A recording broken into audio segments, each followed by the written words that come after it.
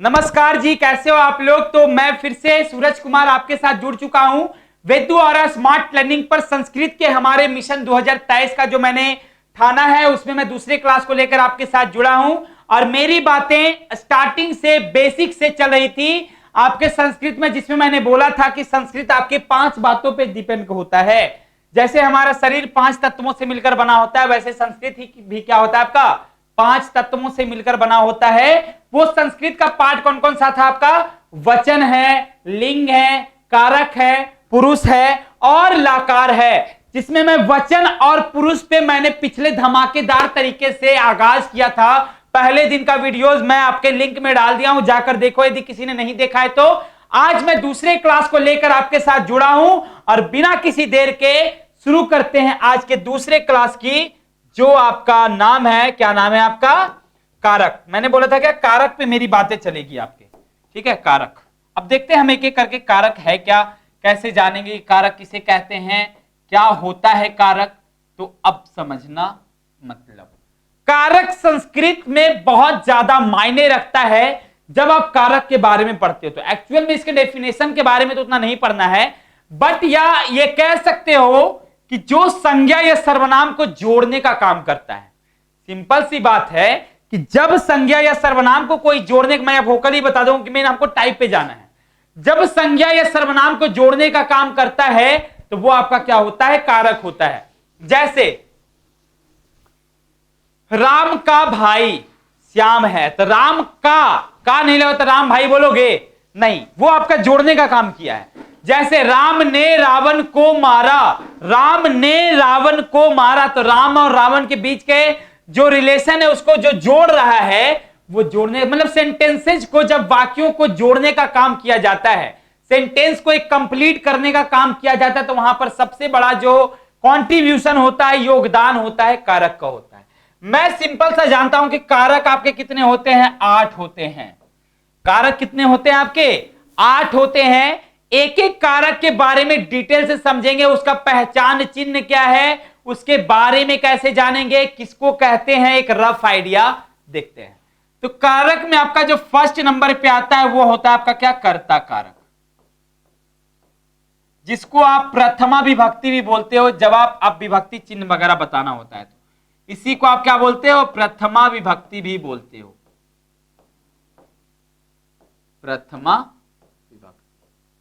देखो, कर्ता कारक कहने का मतलब हुआ कि जिस पर जो क्रिया को करता है, सिंपल सी बात, जो क्रिया को करता है क्या होगा? कर्ता कारक होगा।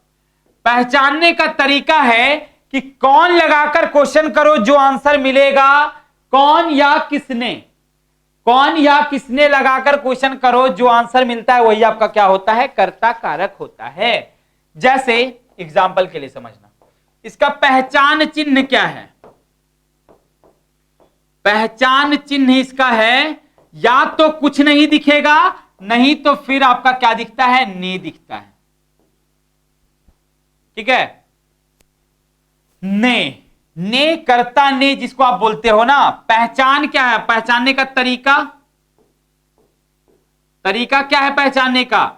कौन लगाकर क्वेश्चन करो या किसने लगाकर क्वेश्चन करो, जो आंसर मिलेगा वही आपका क्या होता है? कर्ता कारक होता है, ठीक है। जैसे राम ने रावण को मारा, कौन रावण को मारा?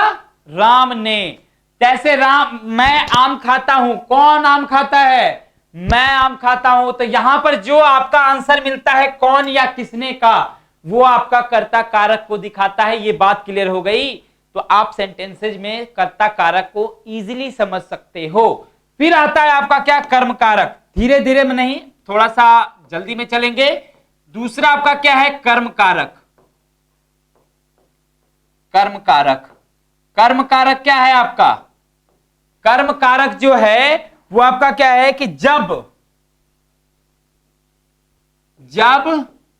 क्रिया का फल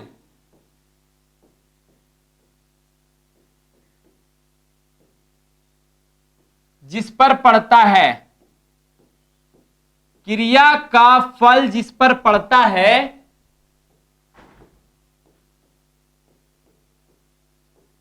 वही आपका क्या होता है, कर्म कारक होता है।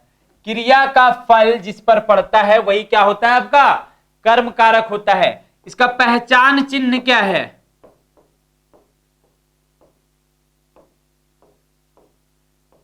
पहचान चिन्ह इसका है या तो को लगा रहेगा नहीं तो कुछ भी नहीं लगा रहेगा। क्या को लगा रहेगा, नहीं तो कुछ भी नहीं लगा होगा मतलब। और हाँ, कर्ता कर्म कारक को ही क्या बोलते हैं, दूसरा नाम इसका द्वितीय विभक्ति भी है, द्वितीय विभक्ति इसी का दूसरा नाम है। ठीक है, तो पहचान चिन्ह इसका क्या हो गया, को। जैसे राम रावण को मारा, राम ने रावण को मारा, मतलब यहां पर रावण को, ये जो है क्रिया मारा जो गया है उसका असर किस पे पड़ा, किस पर उसका फल पड़ा, क्रिया का फल आपका रावण पे पड़ा है, इसलिए क्या हो गया, ये कर्मकारक रावण हो गए। राम आम खाता है, क्या खाता है, तो राम आम को खाता है, तो खाना जो हुआ है वो किस पर इफेक्ट पड़ा, उसका आम पे पड़ा है ना। तो मतलब क्या, पहचानने का तरीका क्या हो सकता है, तरीका होता है पहचानने का कि क्या या किसको लगाकर क्वेश्चन कीजिए, क्या या किसको लगाकर क्वेश्चन कीजिए, जो आंसर मिलेगा वही क्या होता है आपका, कर्म कारक होता है। ठीक है, मैं गरीबों को धन देता हूं, यहां पर ये आपका देखो, ये तो नहीं बोल सकते आप अभी इसको। जैसे मैं बाजार जाता हूं, कहां जाता हूं, बाजार जाता हूं, तो ये आपका कर्म कारक नहीं है। लेकिन मैं बाजार देखता हूं, मैं बाहर बाजार देखता हूं, तो क्या देखता हूं, बाजार देखता हूं, तो क्या का आंसर मिला ना, क्या या किसको का जब आंसर मिलता है तो वो आपका क्या होता है, कर्म कारक का आंसर मिलता है। ये बात समझ में आ गई, ये आपका कर्म कारक है। फिर आपका पहचान चिन्ह इसमें क्या होता है, को हो जाता है। अब आते हैं आगे, तीसरा करण कारक। ध्यान से देखना सारे, करण कारक मतलब क्या, कि एक ऐसा कारक जो लगाव को दिखाता है, जो लगाव को दिखाता है।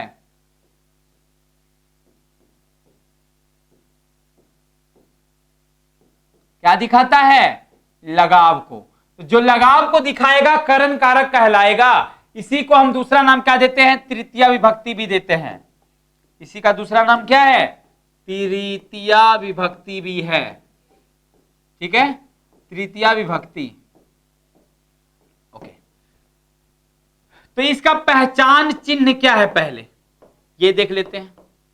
इसका पहचान चिन्ह जो है वो आपका है से या के द्वारा, से या के द्वारा, दोनों आपका पहचान चिन्ह है। जैसे वह पैर से लंगड़ा है, वह आंख से अंधा है, मैं गेंद से खेलता हूं, मैं बॉल से खेलता हूं, ये सारी चीजें ऐसी है जो लगाव को दिखाता है, आपसे जुड़ा हुआ वो है, जुड़ाव को दिखा रहा है, लगाव को दिखा रहा है, तो वैसी चीजों में आपका करण कारक लगता है। ठीक है, मेरे द्वारा आम खाया जाता है, तो वहां पर जो है आम और मेरे बीच में क्या दिखा रहा है, संबंध को दिखा रहा है, यानी कि लगाव को दिखा रहा है वो। तो जब आपका ये सब लगा होता है तो वो आपका क्या होता है, लगाव को दिखाना, मतलब करण कारक कहलाता है वो। ठीक है, ये समझ गए, से या के द्वारा। जैसे वह राम से, मैं क्या करता हूं, कलम से लिखता हूं, वह पैर से चलता है, मैं हाथ से लिखता हूं, ये सारी चीजें मतलब क्या हो गई कि एक ऑब्जेक्ट से, मतलब एक संज्ञा या सर्वनाम से दूसरे या संज्ञा या सर्वनाम को क्या दिखा रहा है, वो लगाव को दिखा रहा है, मतलब वो करण कारक है। ठीक है, ये आपका करण कारक का चिन्ह हो गया कि से या के द्वारा इसमें लगा हुआ होता है। तो कर्ता का ने, कर्म को करण से या के द्वारा। ठीक है, आगे बढ़ते हैं, फिर आता है आपका क्या, संप्रदान। नाम में ही छिपा हुआ है संप्रदान, संप्रदान दान देने वाला, संप्रदान कारक। तो संप्रदान कारक कहने का मतलब हो गया, ये चतुर्थी विभक्ति आपका है, क्या है, ये आपका चतुर्थी विभक्ति है। अब चतुर्थी विभक्ति कहने का मतलब क्या हो गया, दान देने की भावना। संप्रदान मतलब क्या होता है, देने की भावना। सिंपल सा वर्ड में समझना सब, देने की भावना में ही क्या लगता है आपका, संप्रदान कारक लगता है। तो इसका देखो, पहले पहचान चिन्ह में बताता हूं, फिर एग्जाम्पल 2-3 लूंगा, तब एग्जाम्पल नहीं ले रहा हूं क्योंकि फिर बालक लता शब्द रूप में आपका पूरा का पूरा कारक ही है, विभक्ति ही है पूरा। पहचान आपका क्या होता है कि ये आपका के लिए या को लेता है अपने साथ। तब आपको एक बात देखो खटकेगा, यहां जोर से खटकेगा, नहीं खटक रहा है तो आप अटक रहे हो मतलब।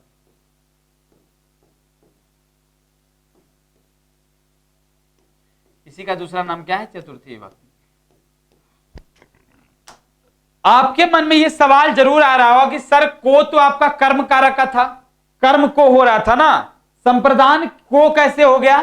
तो देखो बच्चा, जब क्रिया का फल जिस पे पड़ता है वो होता है आपका कर्म कारक, लेकिन जब देने की भावना आती है वहां पर आपका होता है संप्रदान कारक।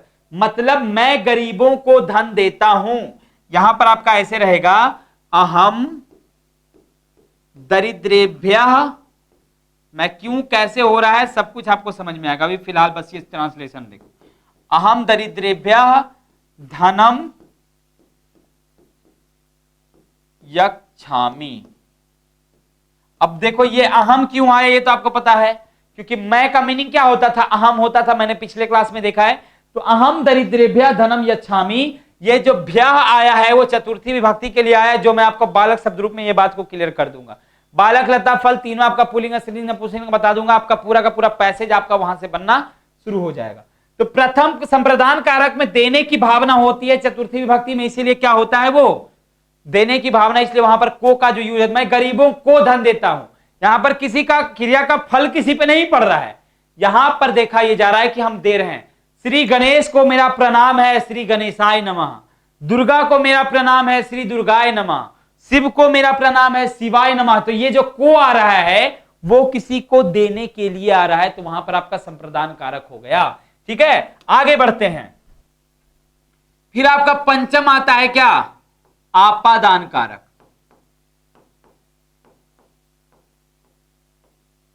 आपादान कारक में आपका जैसे करण कारक में क्या था?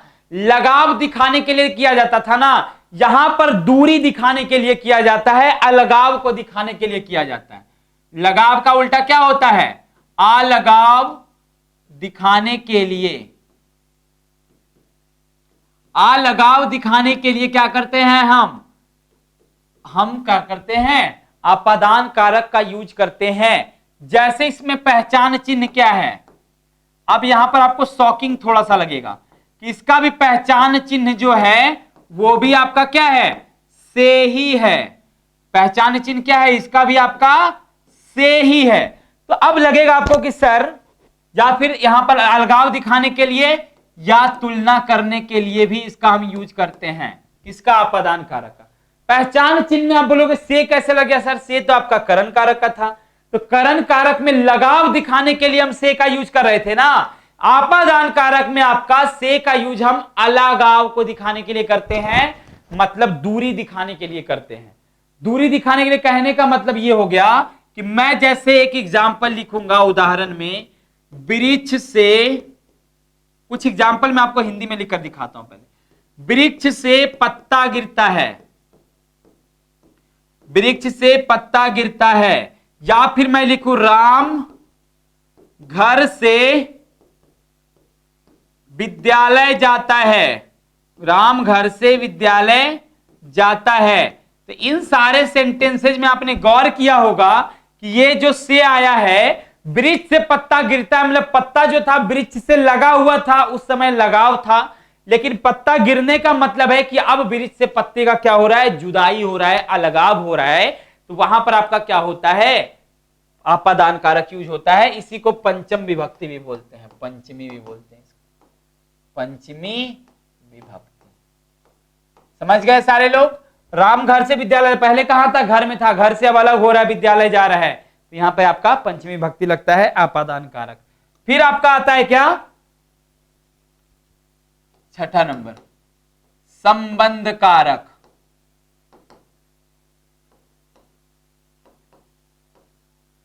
संबंध कारक मतलब संबंध दिखाने के लिए इसका यूज करते हैं।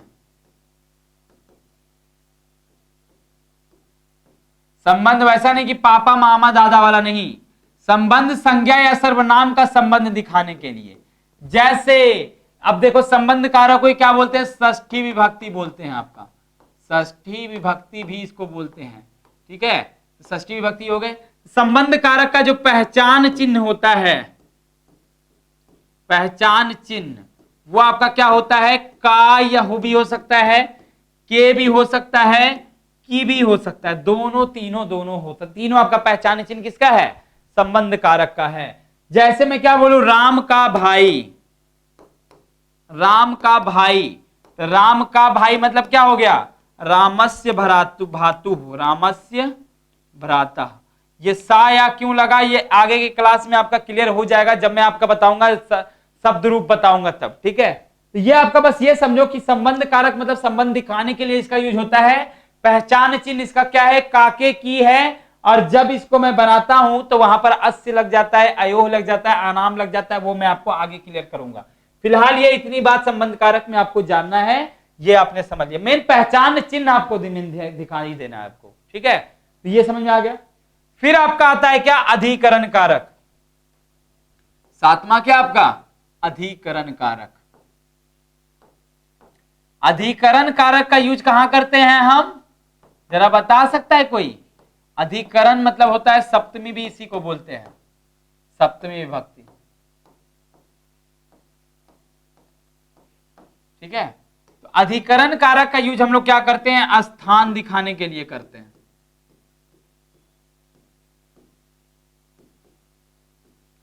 स्थान दिखाने के लिए करते हैं। तो स्थान दिखाने के लिए हम क्या करते हैं, अधिकरण कारक का यूज करते हैं। पहचान चिन्ह क्या है,